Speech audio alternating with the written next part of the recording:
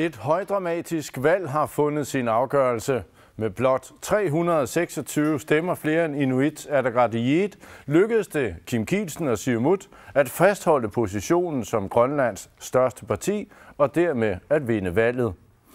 Størst fremgang oplevede Demokraterne dog, der nu er Grønlands tredje største parti, samt Partinalarak, der stormer ind i Inatsisartut. Atassut gik en smule tilbage, og så bliver det farvel og tak til Parti Inuit. I aften har vi samlet partilederne en sidste gang til en status og kigge lidt fremad. Velkommen til.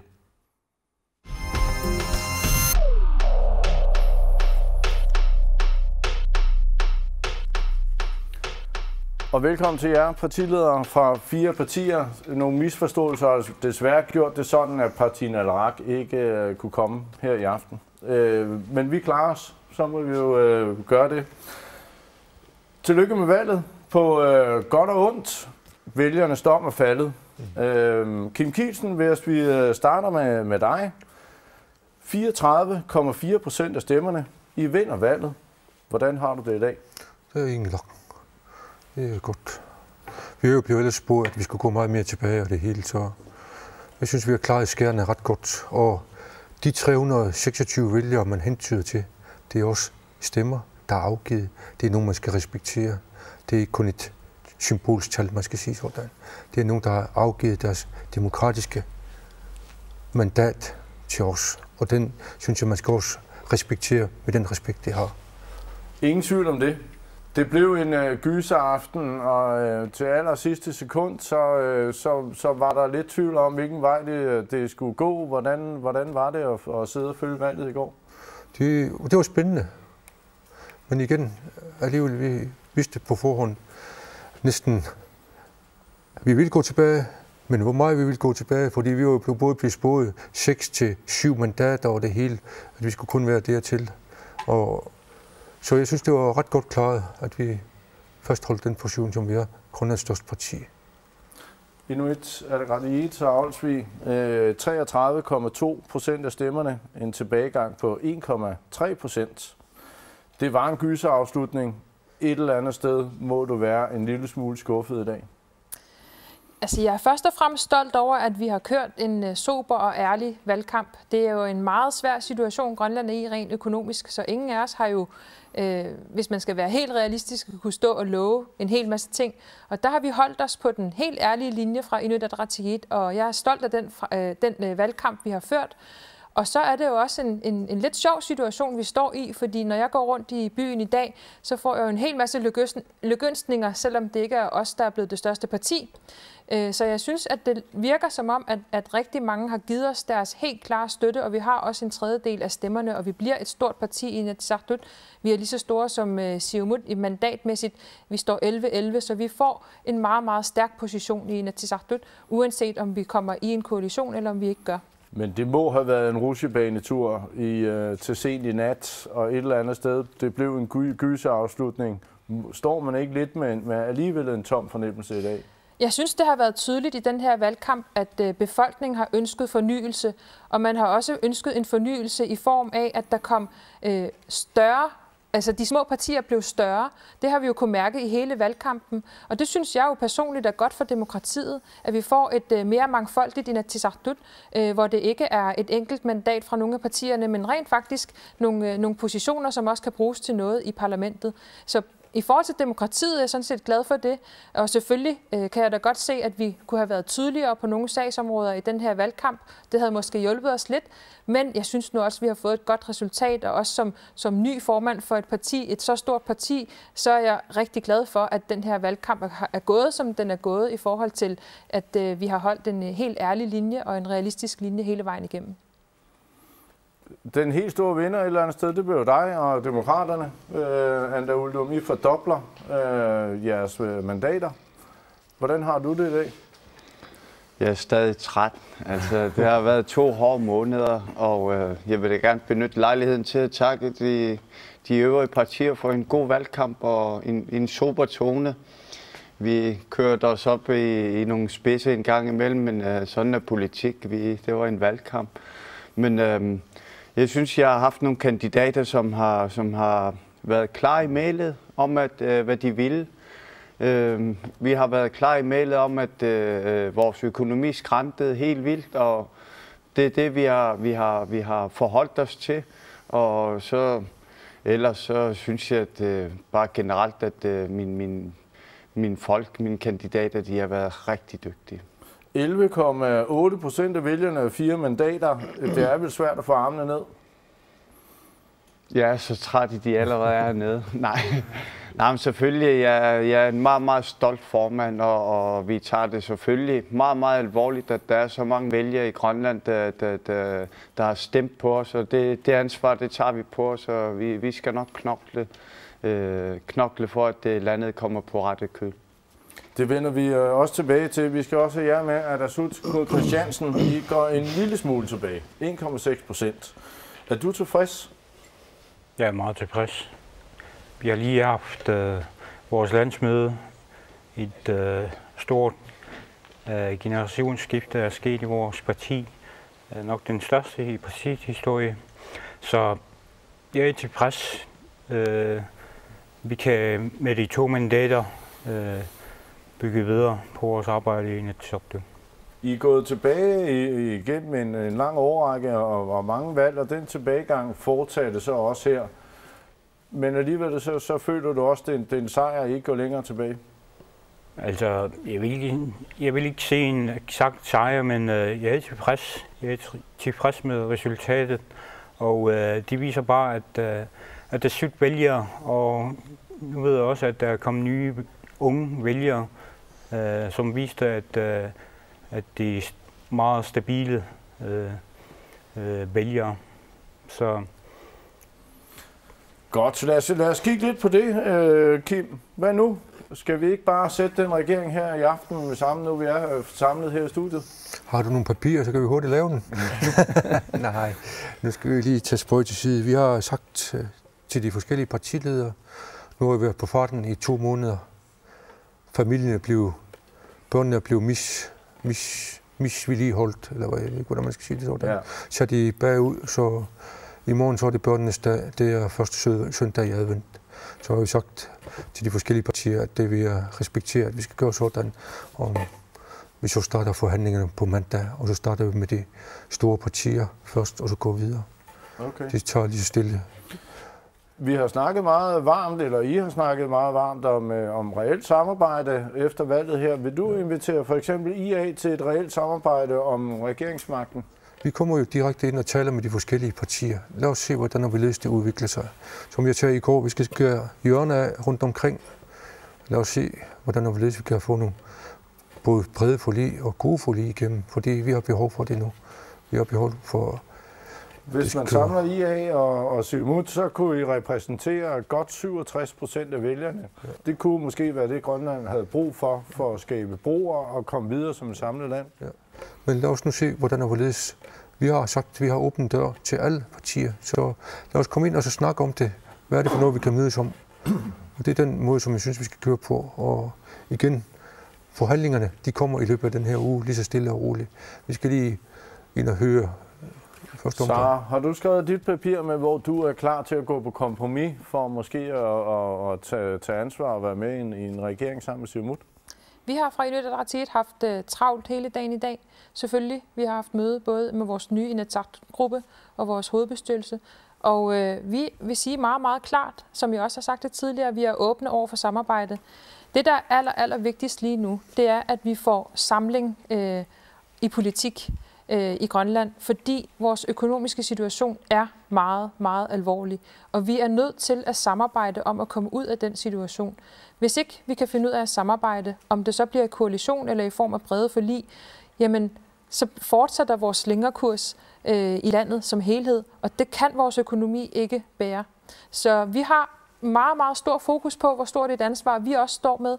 Vi er et stort parti og mandatmæssigt lige så stort som Siumut. Hvad har I snakket om i dag? Vil I foretrække måske at stå fast på jeres politik i en opposition, eller at gå på kompromis, og så måske få lov til at komme med som passager på et Siumut-tog? Vi må jo se, hvad forhandlingerne viser. Vi kommer til at stille nogle meget klare krav i forhold til god regeringsførelse, i forhold til at være realistiske og vedkende sig landets økonomiske situation, og også til, at vi siger et meget klart stop til misbrug af magt og misbrug af landskassens midler. Vi har nogle klare krav, vi selvfølgelig kommer med, men dem tager vi direkte med forhandlingspartneren, når vi når dertil. Hvad siger du til de krav, Kim? Er det noget, du kunne leve med? Jeg synes, det er noget, vi skal snakke om, når vi kommer ind på mandag. Det er det første parti, vi inviterer ind. Og så kan vi snakke videre derefter. Og så kommer... Vi tager det stille og roligt. Vi tager de forskellige partier. Kører det stille og roligt igennem. Hvad er din yndlingskonstellation? Har du ikke sådan en? Nu har jeg jo hørt, at partiet Al-Araq allerede er tæt på med dig, men det er kun et rygte. Du har ikke lagt dig fast i den retning? Alt muligt er rygter indtil nu, vil jeg sige sådan. Så der er ikke noget som helst. Mig og Hans, vi er personligt sammen. Det er politik udkommende her, fordi det er noget helt andet, vi har.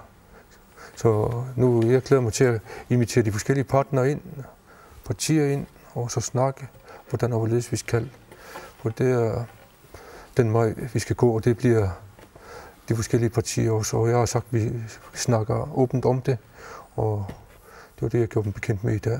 Vi kører stille og roligt. Ante Uldum, hvad håber du, at I kan bruge jeres nye styrke til? Jamen, det må komme an på, vi vil, som vi har sagt under hele valgkampen, økonomien skranter meget. Og det er den største udfordring, vi har lige nu, udover de samarbejdsvanskeligheder, der har været i sidste valgperiode. Sidste valg, der var Siumuts løsning på bedre økonomi, royalties. Den her gang, der er det fiskeri, og jeg glæder mig til at se, hvordan vi i samarbejde kan komme ud af den her økonomiske krise, fordi vi har alle sammen hver vores bud på, hvordan vi kommer ud af krisen. Og det glæder jeg mig til, at vi skal snakke om på mandag. Jeg har ikke talt med nogen af de andre formænd endnu, så den er ret svær at spå, så jeg vil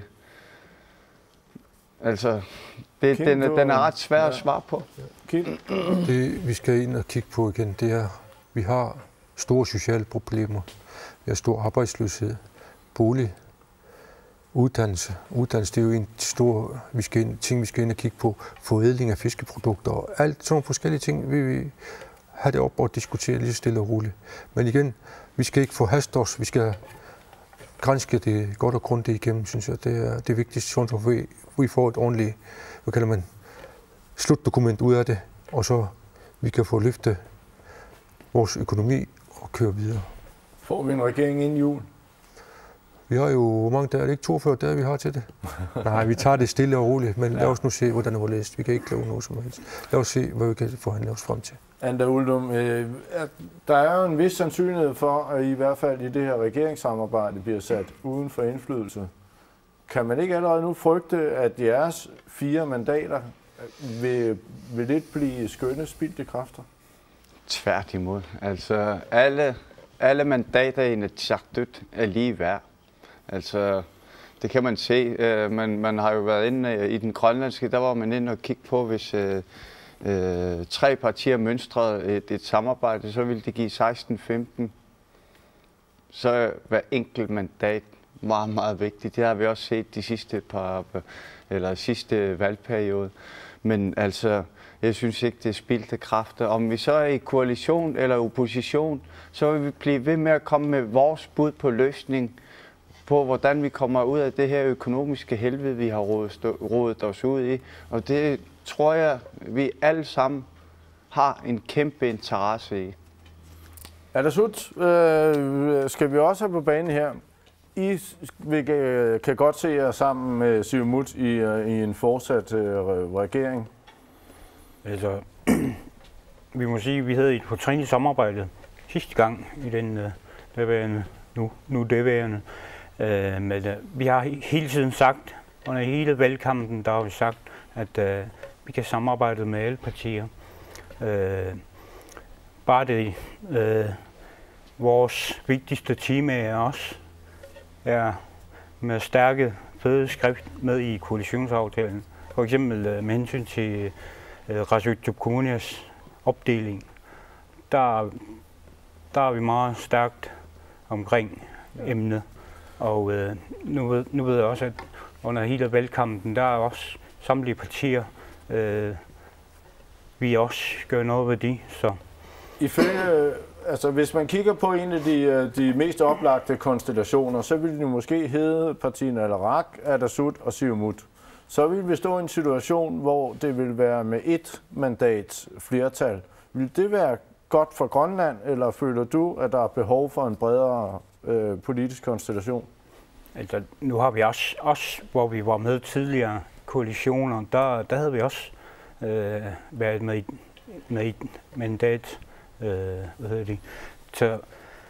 Så det har vi oplevet før, altså Grønland har oplevet det før, og det er så demokratiets principper, som vi også var inde på under valgkampene, men med hensyn til hvilken konstellation vi kan snakke om, altså nu har jeg ikke snakket med de andre partier endnu, og jeg ved også, at normalt også med hensyn til respekt for de andre, at det er det største parti, der ligesom inviterer hvert. Så det respekterer vi. Ja. En konstellation, der hedder 16-15, hvis I går sammen med Naleraq og Atassut. Den situation har vi jo lige haft, og det var ikke nogen stor succes, som også gik galt. Var det en situation, du kunne forestille dig at gå ind i igen og lave en regering kun med et mandats flertal? Den har det jo også været siden 7 til 9 og fra 9 til 13 et mandat flere gange det hele. Så for mig at sige, alle dørene de skal være åbne. Lad os snakke om det først, og lad os komme videre. Fordi det bedste, igen, vi skal ud og kigge på, hvordan får vi øget midler til vores landkasse. Det skal vi ud og kigge på. Hvordan får vi løftet det efterslæb, vi har inden for uddannelse, inden for bolig, inden for de sociale områder. Det er det, vi skal ind og kigge på. Og hvordan og hvorledes kan vi løse det? I stedet for, at vi hele tiden tænker på, at hver enkelt parti skal komme ind og være bannerfører for det her forslag. Så knæver de andre kødet af den, og så er der kun en knogle tilbage, man skal ind og stemme om bagefter. I stedet for at sige, at det er et sundt forslag. Lad os blive enige om, at vi tager det. Så hvis vi lige kigger på valget i går, som jo ender med at være rigtig tæt. I må vel sætte jer ned og have tænkt lidt over, var der noget, vi skulle have gjort anderledes? Som jeg har sagt, så er der selvfølgelig nogle sagsområder, vi kunne have været mere tydelige på. Men vi har jo en situation som den før valget. Vi har 11 mandater i Inatsisartut. Vi har et meget, meget stærkt hold, og vi har også den formand, der har fået flest personlige stemmer. Så det er en meget, meget interessant situation, vi står i dag. Og det, som jeg vil sige her, det er, at valgresultatet viser jo sådan set også, at befolkningen ønsker fornyelse. Vi kan se, at jeg tror, det er 6 eller 7 af de personer, der har været ministre under den koalition, som nu ikke længere er, som ikke er blevet genvalgt. Man ønsker fornyelse. Man ønsker, at Grønland samler sig, sådan så vi får ro og stabilitet i politik igen. Og det ser jeg som et meget, meget stort ansvar som landets næststørste parti, og som også den partileder, der har fået flest stemmer. Jeg tager det som et meget, meget stort ansvar, og jeg synes også, at vi skal være meget realistiske i de forhandlinger, vi går ind i nu her. Og jeg ser frem til at indgå i forhandlingerne. Vi har, som vi hele tiden har sagt, er vi åbne over for samarbejde med alle partier. En kommentar til det? Ja. Kim Kielsen? Nu igen, om vi har fået 7.000, 5.000, 100 stemmer eller 130 stemmer, eller hvor meget. Vi har et mandat hver, lige meget hvilken person, der sidder i Inatsisartut. Og det mandat, det skal vi værne om. Og den måde, vi skal gå ind og kigge på det, hvad er det så for noget, vi kan komme videre med? Jeg går ikke ind og praler med, at jeg har så mange stemmer inden for det der. Jeg har kun et enkelt mandat, og jeg respekterer det mandat, jeg har med ind. Og det skal jeg så arbejde ud for at opnå mest mulig indflydelse, hvordan og hvorledes vi kan få det gjort. Og det er den måde, jeg synes, vi skal arbejde på. Og det er de demokratiske spilleregler, der gør sig gældende her. Om du er 5 eller 4, vi skal kunne samarbejde. Det bliver jo et nyt hold, kan man sige. Kan jeg spørge allerede nu, overvejer du at hive nogle af de tidligere ministre ind og blive ministre i din regering fremadrettet, eller vil du prøve at sætte dit eget nye hold? Vi har ikke kommet i gang med nogle forhandlinger endnu. Vi kommer i gang med forhandlinger i morgen, overmorgen, mandag. Lad os så se, hvordan og hvorledes, når vi kommer ind og snakker med de forskellige partier. Så kan vi se i løbet af, om det er en uge, om det er 14 dage. Lad os se, hvordan og hvorledes det bliver. Vil du foretrække at sidde i opposition, eller vil du gerne med ind og præge regeringsarbejdet også? Jamen, det kommer jo an på den forhandlingssituation, vi kommer ud i løbet af næste uge. Altså, det jeg foretrækker allermest, det er, at vi får økonomien på fod igen. Og så er det bedøvende lige meget, om man sidder i koalition eller opposition. Så længe man kan påvirke til, at landet får en sund økonomi, så vil jeg anse det som en kæmpe sejr for alle og for demokratiet i Grønland. Hvad er det vigtigste for Atassut i de kommende forhandlinger? Ja, i hvert fald det er så vores temaer under valgkampen. Det er det vigtigste. Men vi kan sagtens samarbejde med alle de øvrige partier. Så det er vores temaer, der er det vigtigste, og hvordan selvfølgelig de kommende forhandlingssituationer kommer til at se ud. Står du med noget, du sådan føler, du skal af med efter sådan en lang valgkamp? Jeg synes, det vigtigste nu er, at vi får skabt ro og stabilitet, at vi får sikret, at der er nogle trygge rammer omkring vores forskellige erhverv, sådan så vi kan få skabt noget vækst. Det er jo det, vi ikke har haft i de seneste år, og det har jo gjort, at investorer er bakket lidt tilbage, og befolkningen er i tvivl om præcis, hvilken politik er det, der nu gælder i både i dag og i morgen og om 2 år. Så ro og stabilitet, og det er der, hvor jeg mener, at vi alle sammen har et meget, meget stort ansvar, særligt også store partier, som sidder med mange mandater i Inatsisartut, og derfor også kommer til at have en stor indflydelse på, hvordan det hele ender ud. Kim? Okay. Nu siger man jo igen, men hvor det bliver lige nævnt, at der ikke er sket noget de seneste år. Vi kan gå ind og sige, at den der økonomiske rådsrapport, der var ikke sket noget de sidste 5 år. Men igen, lad os blive ved med at kigge hele tiden tilbage. Vi skal kigge tilbage, så skal vi lære af det, og så skal vi kigge fremad og komme med noget positivt, at vi kan arbejde videre med. Fordi det er den måde, jeg tror, at det er bedst, at vi ser på det. Fordi de problemer, vi har, de skal løses, og det skal ske på en, konstruktiv måde, vi kan gøre det. Ander? Jamen, jeg vil tilslutte mig den observering, der har været af, at befolkningen ønsker fornyelse i det politiske liv. Altså, vores førstegangskandidat ryger ind i top 4. Altså, demokraterne har 2 i top 5 af dem, der er blevet valgt. Altså, det er også tegn på, at folk vil have fornyelse. Jeg har da også noteret mig en masse gode nye kandidater hos både IR, Atassut og Siumut, som bliver spændende at følge, og vi glæder os til et konstruktivt samarbejde med dem alle i Inatsisartut, uanset om man sidder i koalition eller opposition. Kim Kielsen, tager du fornyelsen med ned, når du sætter dig ned og laver det her inde i regeringsdannelse? Du skal jo ind og kigge på hele tiden, hvordan opleves vi kan få det til at være på et solidt grundlag, stabilt grundlag af det hele. Vi har jo også fået en ung ind for os, Erik Kielsen, der også kom ind som god fart og det hele, og fra Siumut Ungdom. Så jeg synes også, det er dejligt, også for lagt mærke til Nivi fra deres, og sådan er det, og gå hen fra Atassut. Vi har fået nye kræfter ind i Inatsisartut, og dem skal vi gå og kigge på. IR har også fået ind for børnetalsmand og det hele. Der er flere forskellige ting, vi skal kigge på, og det bliver spændende. Og jeg tror bare, det Inatsisartut, der bliver nu her, det er nogen, der vil samarbejde mere. Det bliver sidste ord for i aften. Jeg vil lade jer slippe her. I har kæmpet brav. Det har været en lang og hård valgkamp. Tak fordi I kom.